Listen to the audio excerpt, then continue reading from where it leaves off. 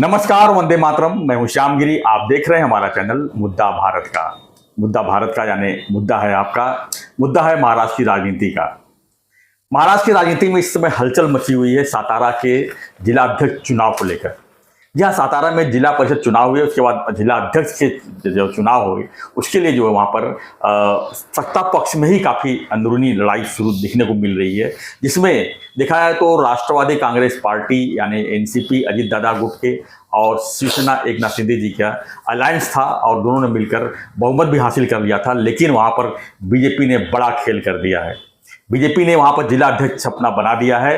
अब इसको लेकर जिस तरह से घमासान मची हुई है, देखा जाए तो इस समय मंत्रालय विधानसभा में सेशन भी चल रहा है और इसमें इस मामले को काफ़ी गहमा-गहमी का माहौल है इसमें। और सीधा आरोप लग रहा है बीजेपी पर कि यानी कि सत्ता के लिए कुछ भी, यानी बीजेपी सत्ता के लिए कुछ भी कर सकती है, ये उन्होंने करके दिखाया है। यानी महाराष्ट्र में सब कुछ दिखाया जाए तो राजनीति माहौल ठीक नहीं चल रही है, यानी कि सत्ता पक्ष में सब कुछ ठीक नहीं चल रहा है। इस घटना के बाद से देखा जाए तो एकनाथ शिंदे जी और देवेंद्र फडणवीस जी के बीच में काफ़ी देखा जाए तो उथल पुथल की राजनीति देखने को मिल रही है। शिंदे साहब बिल्कुल नाराज हैं और देवेंद्र फडणवीस जी पूरे मामले को सलटाने में लगे हुए हैं। लेकिन इसका परिणाम कहीं ना कहीं आने वाले, अभी तो फिलहाल 3 साल चुनाव नहीं, लेकिन आने वाले दिनों में इसका परिणाम देखने को मिल सकता है। नाराजगी काफ़ी गंभीर है।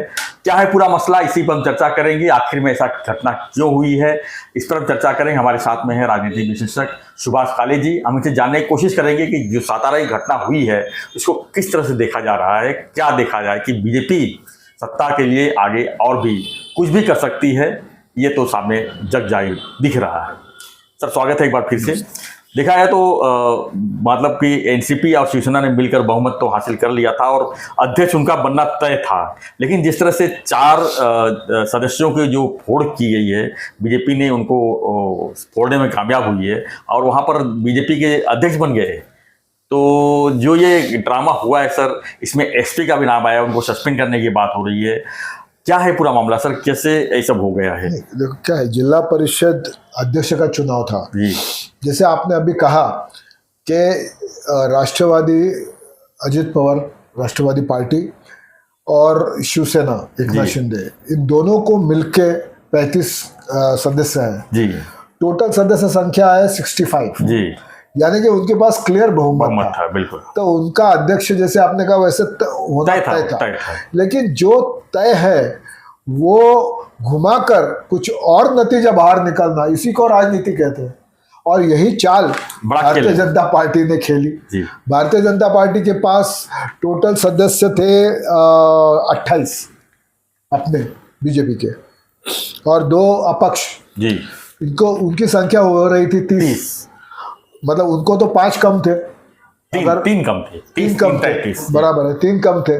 तो अभी उन्होंने क्या किया, राष्ट्रवादी के 2 सदस्य, उनके ऊपर एक किडनैपिंग का मामला दर्ज था जी। और जब उस दिन वोटिंग के वक्त पुलिस ने पूरे एरिया को घेर लिया था और जैसे ही वो सदस्य ने एंट्री की, दोनों को अरेस्ट कर लिया, डाल दिया। मतलब 65 में से 2 गए, बचे कितने? अभी 63 बचे। तो टोटल चाहिए 32। तो उसके बाद वोटिंग हुआ और ये जब मामला बाहर चल रहा था, दोनों के अरेस्ट वगैरह, वहां पे जरा पुलिस ने उनको अरेस्ट किया। पुलिस का उनका काम था, उनको उनके खिलाफ FIR दर्ज था और किडनैपिंग के मामले में उनको अटक करना था, उन्होंने कर लिया। लेकिन उस वक्त शिवसेना के नेता और कार्यकर्ताओं ने थोड़ा हंगामा किया। राष्ट्रवादी के भी कुछ कार्यकर्ता थे और खासकर हमारे शिवसेना के मंत्री शंभूराज देसाई, इन्होंने भी काफी ये किया, विरोध किया। लेकिन पुलिस ने दोनों को अरेस्ट करके पुलिस उनको लेके गई। उसके बाद सभागृह में वोटिंग हुआ और वोटिंग में नतीजा क्या निकला कि आउट ऑफ 63 33 वोट्स बीजेपी को मिले, बहुमत हो गया, और 30 वोट शिवसेना और कांग्रेस को मिले जी।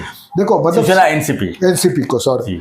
तो एनसीपी और शिवसेना को 30 मिले और इसका पूरा अगर हम देखते हैं कि जिस पार्टी के पास सिर्फ 28 का सदस्य है, उसका अध्यक्ष बन गया, उसको इसका मतलब 3 और 2 5 वोट ज्यादा मिले।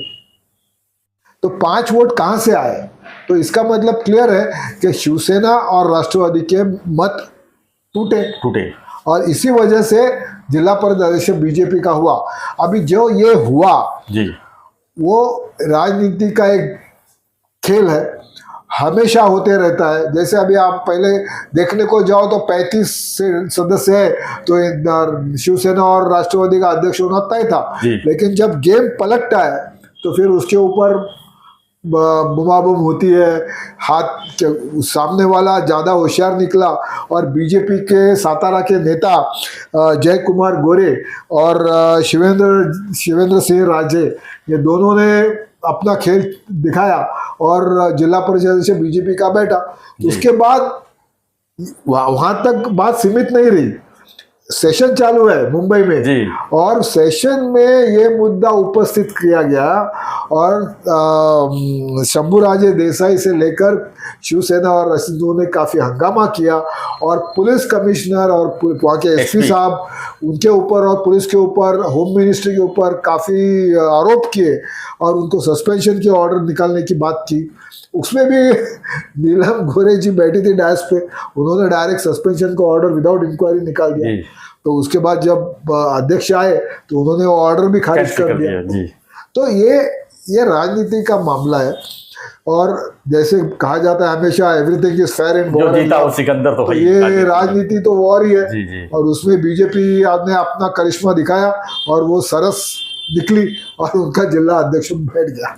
क्या मायने रखता है सर, ये छोटे छोटे चीज़ों पर भी अब बीजेपी जो है अपनी वर्चस्व की लड़ाई देख रही है, यानी कि किसी भी हाल में हमारी सहयोगी पार्टी देखा है तो एनसीपी और शिवसेना उनके सहयोगी पार्टी है, साथ में उनके साथ सत्ता में है, सब कुछ उनके साथ आगे बढ़ना है, क्योंकि अब ये लोकसभा चुनाव में जिस तरह से हालत हुई है यहाँ पर उसको और मजबूती से खड़ा होना है। तो इसे छोटी छोटी घटनाओं को लेकर तो अंदर से कहीं ना कहीं मनमुटाव तो रहेगा ही, क्योंकि ये राजनीतिक लड़ाई भले ही है लेकिन लोग इसको तो अपने पर्सनल लेते हैं। अभी सातारा देखा जाए तो सर एक नाथ शिंदे जी का गांव भी है, उनका वहां पर वो वर्चस्व अगर देखा जाए तो उनको कांग्रेस का बहुत वर्चस्व था, बीजेपी इस समय फिलहाल तो शिंदे साहब के लिए एक बहुत बड़ा ये माइनस पॉइंट हो गया है। लेकिन क्या है, देखो मैंने जैसे कहा कि राजनीति में न कोई किसी का हमेशा का दोस्त है न कोई हमेशा का दुश्मन। कल उद्धव ठाकरे बीजेपी के साथ थे, आज कांग्रेस के साथ है।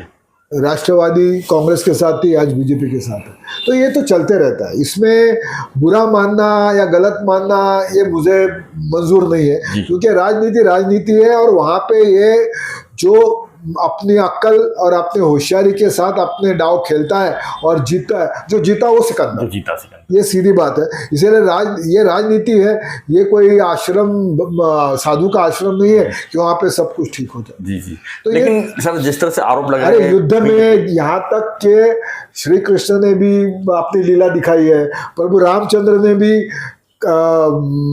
झाड़ के पीछे से छुपकर बाण चलाया है। ये तो होता है, ये युद्ध है। और राजनीति में अगर कोई अपनी चाल खेलता है और उसमें सक्सेसफुल होता है तो उसमें गलत मुझे तो कुछ लगता नहीं है। और बीजेपी ने अपनी चाल खेली, उसका उनको फायदा हुआ और उनका अध्यक्ष जिला परिषद। अभी रही बात ये अलायंस की, ये अलायंस से छोटी छोटी बातों के ऊपर अलायंस नहीं टूटता है जी। ये जो बीजेपी, शिवसेना, एकनाथ शिंदे और राष्ट्रवादी पवार ये साथ में बैठे हैं महाराष्ट्र की सत्ता चलाने को, और मुझे लगता है ये छोटी छोटी बातों से वहां पे कुछ फर्क नहीं पड़ने वाला। एक सातारा का जिला परिषद अध्यक्ष के वजह से वहां पे कुछ गड़बड़ होगी ऐसा नहीं है। ये छोटी छोटी लड़ाइयाँ हैं, कोई जीतता है कोई हारता है। इस बार बीजेपी जीती, हो सकता है अगली बार शिवसेना जीते या अगली बार और कोई जीते, ये चलते रहता है। लेकिन जो मेन है, ये तीन पार्टी साथ में महाराष्ट्र का विकास करने के लिए बैठी है देवेंद्र जी के नेतृत्व में, उसके ऊपर कोई असर होगा ऐसा मुझे बिल्कुल नहीं लगता। वो चलते रहेगी। धन्यवाद सर जानकारी के लिए। तो फ्रेंड्स देखा आपने किस तरह का माहौल बना हुआ है इस समय सातारा को लेकर। देखा है तो चुनाव सातारा जिला पंचायत अध्यक्ष का है, जिला अध्यक्ष का है, लेकिन इसका जो आग है इसका पूरे महाराष्ट्र में लगी हुई है, क्योंकि इसमें सेशन चल रहा है और सेशन में ये बात उतना लाजमी है। लेकिन जिस तरह से बीजेपी पर आरोप लगातार लग रहे हैं कि जो बीजेपी राष्ट्रीय पार्टी है वो स्थानीय पार्टी दबाने की पूरी कोशिश कर रही है, लेकिन बीजेपी है वो जहाँ भी उसको मौका मिलेगा वो किसी को नहीं छोड़ने वाली है, तो बात तय है। भले चाहे जिला पंचायत चुनाव हो, चाहे नगर पालिका चुनाव हो, चाहे विधानसभा चुनाव हो, जिसका जहाँ मौका मिलेगी बीजेपी को अपना पार्टी वर्चस्व बढ़ाना है, वो अपना काम कर रही है। लेकिन जो स्थानीय पार्टियां हैं, जो स्थानीय लेवल के नेता हैं, जो अपने वर्चस्व को लेकर जो इस तरह फाइट कर रहे हैं, वो भी उनके जो काम कर रहे हैं वो भी उनका हक है और वो कर रहे हैं। रही बात आज जिला पंचायत की बारी है, कल विधानसभा का भी हो सकता है कि आने वाले दिनों में चाहे लोकसभा हो चाहे विधानसभा हो, बीजेपी अकेले भी चुनाव लड़ने की पूरी तैयारी रखती है। तो ऐसे में छोटी छोटी चीज़ों को भी बीजेपी मजबूती के साथ आगे ले जाने की पूरी प्रयास में लगी है। उसी का नतीजा ये है सातारा का जिला अध्यक्ष का चुनाव। तो फ्रेंड्स, आपकी क्या प्रतिक्रिया है इस पर हमें कमेंट बॉक्स जरूर लिखिए और बने रहिए ऐसी खबरों के लिए। देखते रहिए हमारा चैनल मुद्दा भारत का। चैनल को लाइक शेयर और सब्सक्राइब जरूर करें। धन्यवाद सर, धन्यवाद। जय हिंद, जय महाराष्ट्र।